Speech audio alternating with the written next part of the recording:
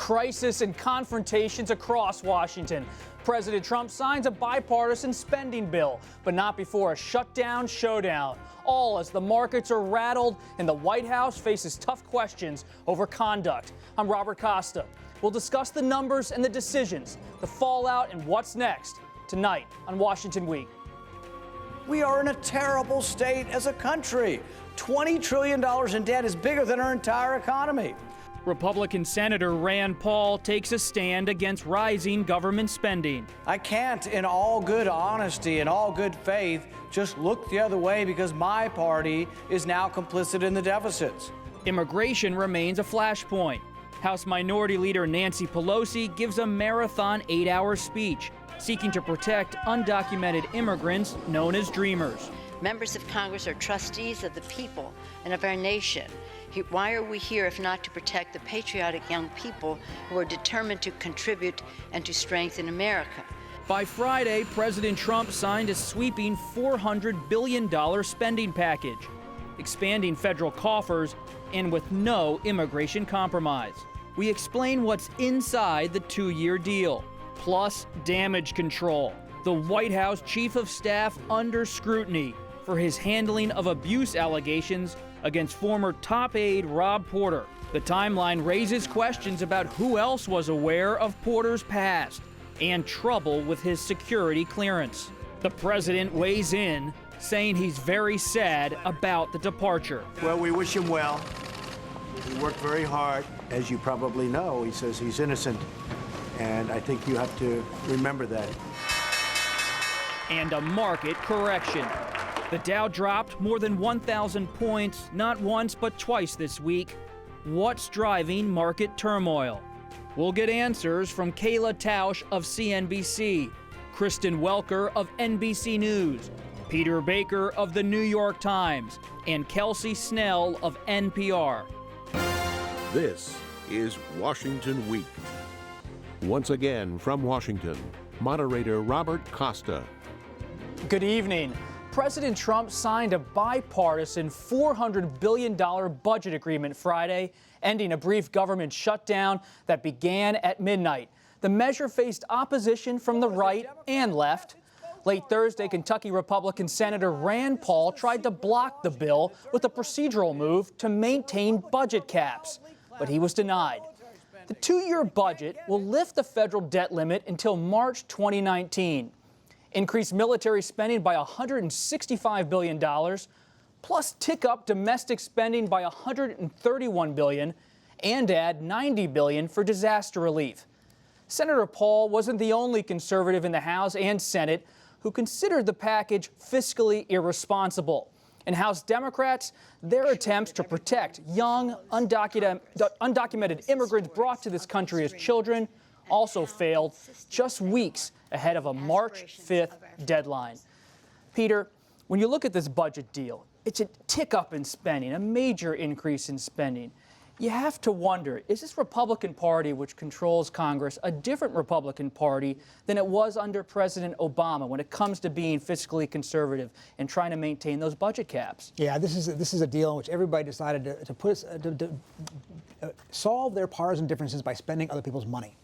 We're going to spend money on what you want, we're spending money on what we want, and it doesn't matter if it leaves a debt for our kids and our grandkids down the road. And given how much fractious relationship we've had in the last year, it may have been the only way to get through it. What was interesting about it was who was on the sideline?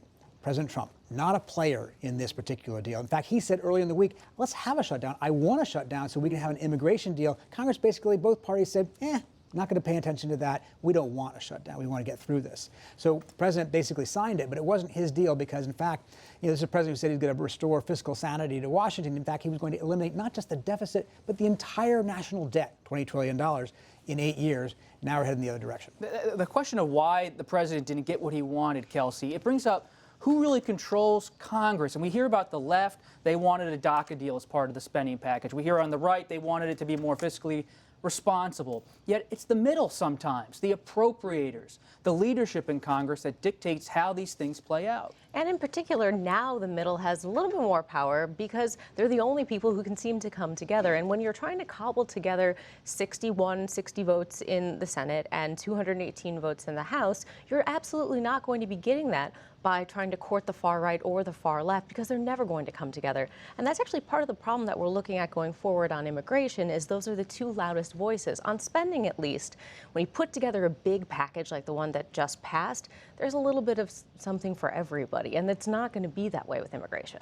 The debt limit was extended, Kayla, until 2019. The markets may like that.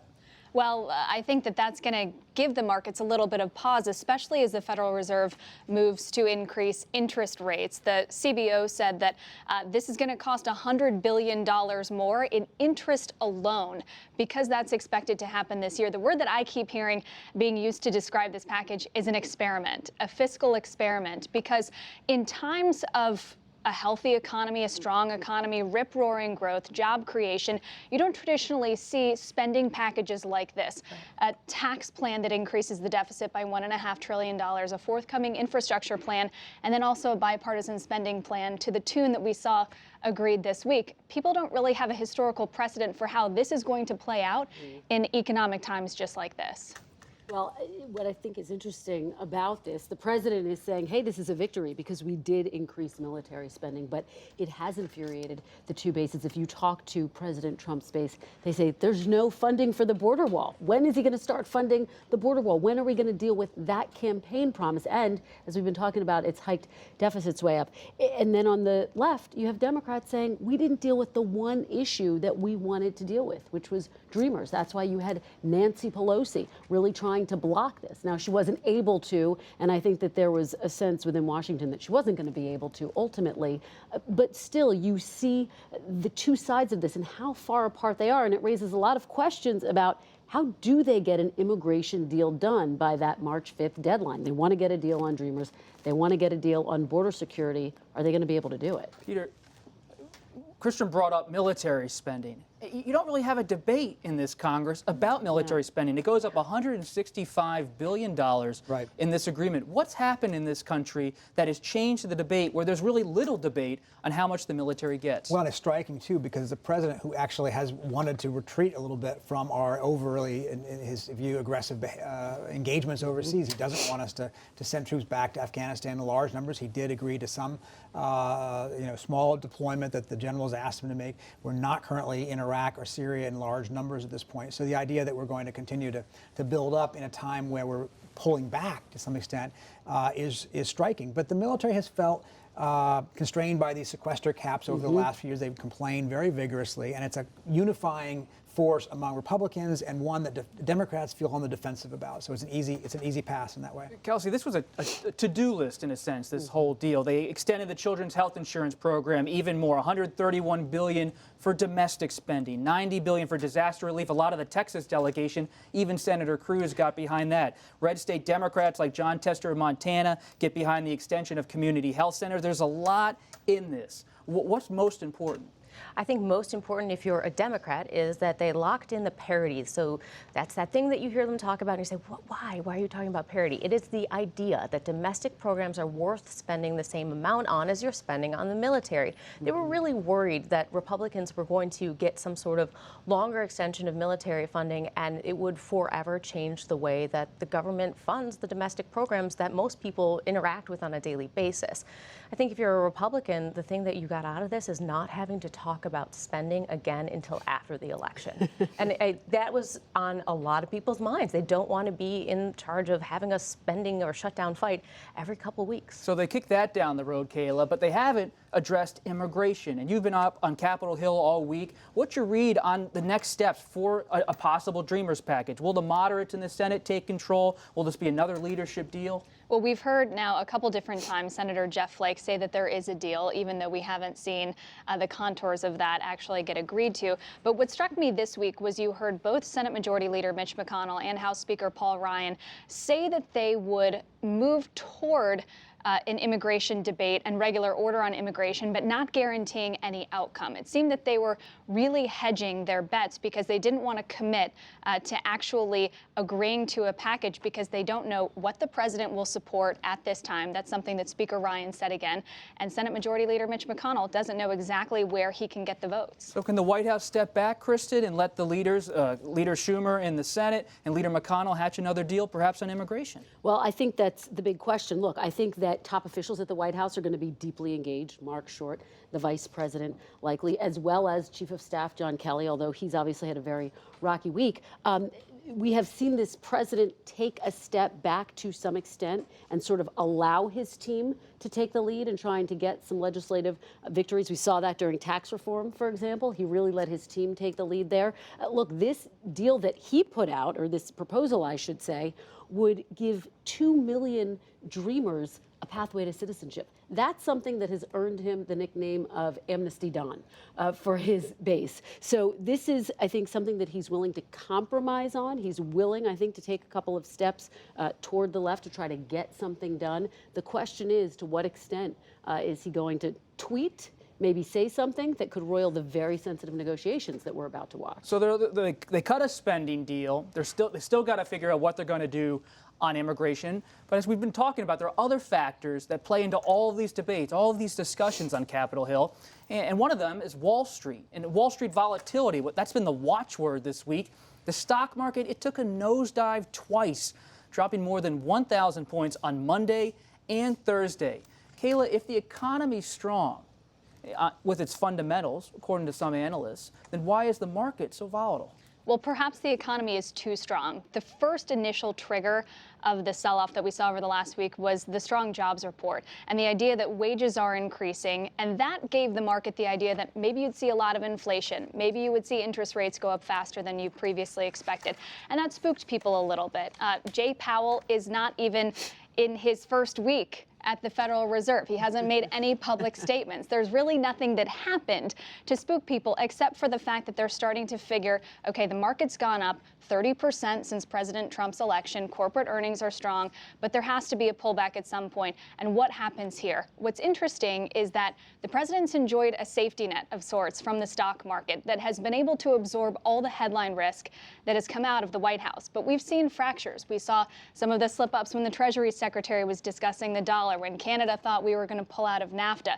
You saw the market really go into a tailspin when that happened. And so if the market starts to continue showing cracks, the White House is going to need to be more thoughtful and strategic about how it addresses economic policy and how it controls the headlines. Kayla mentioned that Jay Powell at the Fed, he's rattling the markets. In your piece this week, Peter, you mentioned how in 1987, when Greenspan comes in, he rattles the markets. The new Fed chairman always rattles the markets. But there's a political angle with all this. Your headline in the Times was "Live by the Dow, die by the Dow," as a memo to President Trump. Right. No, exactly. Look, this is a president who, unlike his predecessors, touted the rise in the stock market day after day after day. He did it 25 times in January alone. That's something presidents don't do normally because, in fact, guess what? What goes up can come down. And if you want to take credit for the good days, you're going to get blamed for the bad days. Now, the president this week tried to sort of put that aside. He says, look, it makes no sense that the stock market went down since everything is good, but that's the way the markets work, and they don't respond to dictates of a president. So you've got to be careful as a president to be too out there. But this is something he's learning the hard way. Will the White House change its tune on continuing to talk about the stock market all the time? I think we're starting to see that already. From the podium, you had Sarah Huckabee Sanders say, look, the fundamentals of this economy are strong. She tried to pivot, put the focus on the fact that you have unemployment coming down and that there are other very strong indicators in the economy. But I think we also saw something striking, which is that President Trump wasn't tweeting a whole lot about the stock market this week, one way or the other. When you talk to officials on Capitol Hill, they say this is a big problem. He's really got to pull back. So he's not just getting anything from top officials who are telling him, it's time to sort of stop weighing in on the stock market all of the time. I think he's getting it from allies on Capitol Hill and outside the White House as well. Kelsey, I like this note in the AP this week. The higher the deficits rise, the more likely it is that interest rates will surge, undercut corporate profits, stock prices, consumer spending, and the overall economy. So what they do on Capitol Hill matters for the economy. It absolutely does, and that's what conservatives have been saying all week long. We saw Rand Paul saying that at the beginning of the show. It's also something that House Republicans have been screaming, is that they are worried that we're talking about huge deficits here. They're worried politically because they don't want to get primaried by people who are further to the right and will fight them on deficits, but they worry about the political outcomes and the economic outcomes of the policies they've made. But some of the irony is that Democrats have taken the seat of the new deficit hawks. At a Senate Banking Committee hearing, 4 separate Democrats raised the issue of deficit spending, where money for infrastructure is coming from, and where the deficit will eventually be after these Republican programs. It's traditional for the minority party to take the opposition for any policy that's in place, but the irony is that Dems have now become the deficit hawks. A budget fight, the stock market's going here and there. I mean, it was a big week already, but there was more. More staff turmoil at the White House this week. Staff Secretary Rob Porter resigned after allegations of domestic abuse from 2 former wives. Porter had worked in the West Wing for more than a year, serving as White House staff secretary. His reputation, it was similar to White House Chief of Staff John Kelly, a smart, steady member of the president's inner circle. But reports that he physically abused both of his ex-wives led to his resignation. John Kelly reportedly learned of the allegations against Porter last November, but took no action and did not advise the president. And White House counsel Don McGahn knew about the allegations of physical and emotional abuse at least a year ago. On Friday, President Trump shared his thoughts on Porter. He said very strongly yesterday that he's innocent. So you'll have to talk to him about that. But we absolutely wish him well. Did a very good job while he was at the White House. You spoke, Kristen, with one of his ex-wives, Jennifer Willoughby. Put a human face on this story. Well, I spoke with Jennifer Willoughby. She has quite a story to tell. She says that her relationship was abusive, mostly emotionally abusive. She does describe an incident in which she was in the shower. She was pulled out very aggressively, she says, by Rob Porter. In another instance, she filed a restraining order against him. And during that time, he crashed in a window. She was terrified. She called police. But what I also found very significant about what she said is that she told all of this to the FBI. She shared her story with the FBI, as did Rob Porter's first wife. And she was very detailed, she says. And when they asked her if she thought Rob Porter could potentially be vulnerable to blackmail, her response was maybe, because he had had all of these very volatile relationships. We know that the White House was made aware of this, as you said, White House counsel Don McGahn, and we believe that the Chief of Staff was also made aware several months ago as well. Now, one of my colleagues, Kelly O'Donnell, had the chance to actually ask him in person, when did you find out, General Kelly? He said, look, he knew that there was a holdup in terms of Rob Porter getting his full security status, but he didn't know all of the details until this week. General Kelly now, management questions when it comes to the security clearance process, Peter. Also credibility questions, how he handled it. Yeah, this is supposed to be a no-nonsense general, right? If there is a problem, if he didn't get the details, why didn't he go after the details? And you would think that he might too, because Rob Porter is not just some random aide in the White House. He is or was his right-hand person, one of perhaps 5 or 6 most important aides to the president. So it has raised a lot of questions, and it's raised questions, among others, with President Trump, who's been sort of on and off about John Kelly now for months for various reasons. You add that to the DACA comment that he made this week about how some immigrants were too lazy to apply for protected status under the DACA program, and it creates an impression of a chief of staff who's kind of on the bubble here. Now, the president has talked to some of his advisors or some of his associates about whether maybe Mick Mulvaney might be a chief of staff. We don't know he would follow through on that. He has a way of kind of playing personnel off each other, but it's certainly not a good week for John Kelly. You hearing anything on the Hill about a change in chief of staff, or is there an appetite in the Republican Party to get rid of Kelly? No, but from headhunters and from people who are considering joining the administration, if you're considering becoming part of the White House staff, you want to know who the chief of staff will be, who you'll be reporting to. So especially now that we are just past the one-year mark of the Trump administration, there has been turnover. There are a lot of people who are either returning to the private sector or think tanks, and the White House is going to have to do a big hiring surge yet again, and having situations like this that continue to go unresolved are not helpful. There's another situation tonight, Kelsey. We had David Sorensen, a speechwriter, just before he went to air, a speechwriter for the White House. He resigned amid allegations from, I believe it's a former wife, his former wife. These are everywhere. Yeah, it's the thing that I think is important to think about with the Hill, though, is that they want to see more of this stability. All of this instability makes them feel like they can't trust this White House. They trust Kelly. They have relationships with him, and it makes it so much harder to strike a deal. Even if Kelly's going rogue on some things or is upsetting the apple cart, they would rather work with somebody they know, understand, and trust than be put in a volatile situation where they don't know what the president's going to do and they don't know who the chief of staff is going to be. What I found striking about this week is that you had the Deputy Press Secretary, Raj Shah, from the podium acknowledging that this situation had been mishandled. John Kelly put out a statement when the first news reports came out saying that he had absolute faith in Rob Porter, and then the very next day essentially walking that back. And so the president was very frustrated by the way that this was handled. And so you have publicly and privately these frustrations boiling over. And I have to say, being at the White House this week felt like one of the most volatile weeks because of this Rob Porter upheaval since the very early days when people were leaving. You know, a lot of Fridays we had resignations and ousters. It felt like that this week, very tense. And there is something to that. I mean, Rob Porter was not just another aide. He was someone who controlled the paper flow for the President of the United States. Clean cut, Rhodes Scholar, close with Jared Kushner, the senior advisor to the President, close with General Kelly. His removal, it's not just an embarrassment for the White House. It's not just a troubling situation all around, but he was part of that nucleus that runs this White House. Yeah, there's the moral question and then the process question. And then there's the who you get to work for you question, which we were just talking about. I mean, the truth is he was given a benefit of the doubt in part because he seemed very professional, he seemed very reliable, very competent, mature in a White House that is kind of dysfunctional. So, John Kelly relied on him and obviously was willing to overlook other things because he did need him.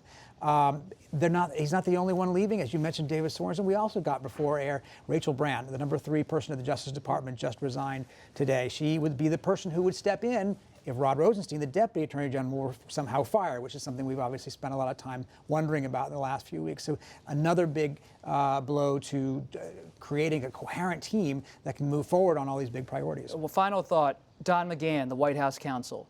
What's his status at this point with all the talk about the timeline? Based on my conversation with sources inside and outside the White House, the president's very frustrated with his handling of this situation. He was told about this a year ago, and so why wasn't more done? Why was Rob Porter allowed to serve in the White House without full security clearance that close to the president?